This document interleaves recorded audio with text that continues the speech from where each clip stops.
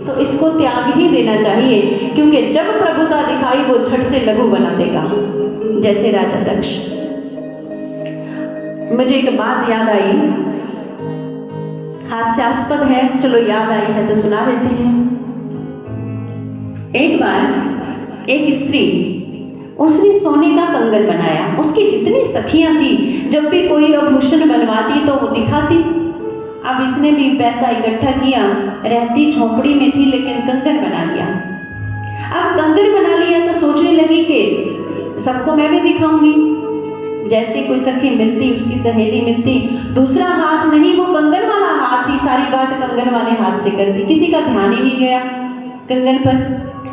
अब बड़ा उसने प्रयास किया, कई दिन हो गए, कहने लगी बड़ी अजीब औरतें हैं, जब ये कुछ बनाती है मैं झट से प्रशंसा करती हूँ, लेकिन मैंने इतना कंगन दिखाया, इन्होंने एक बार किसी ने कुछ कहा ही नहीं कि तेरा कंगन कितना सुंदर है।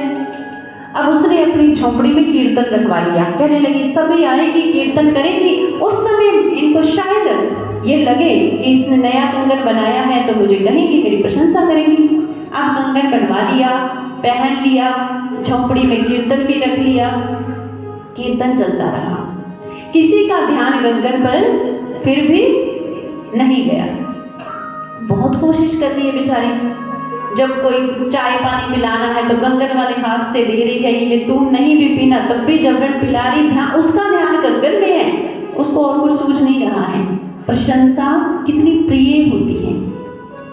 अब जब कुछ नहीं हुआ तो उसने सोचा अब क्या करूं। अचानक माचिस लाई और झोपड़ी को आग लगा दी। जैसी झोपड़ी को आग लगाई तो वही कंगन वाला हाथ ऊपर करके बोल रही है, अरे देखो मेरी झोपड़ी जल गई, देखो मेरी झोपड़ी। नीचे हाथ तो किसी को नहीं दिखा, लेकिन जब ऊपर हाथ उठाया, अरे देखो सब लोग कैसे मेरी झोपड़ी जल गई, कैसे मेरी झोपड़ी जल गई। जब हाथ ऊपर उठाया तो एक सखी का ध्यान पड़ गया।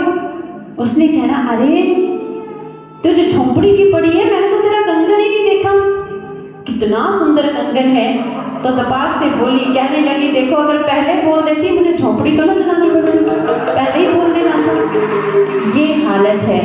ये कहने का मतलब ये है कि जब आदत हो जाए तो हम उस आदत से लाचार हो जाते हैं। ठाकुर रामकृष्ण परमहंस से कोई पूछता है, ठाकुर गुड़ से मीठा क्या होता है? कुछ और चीज मीठी होती? वैसे तो ईख से गुड़ बनता है, इससे मीठा और क्या होगा? कुछ भी नहीं। वो कहने लगे एक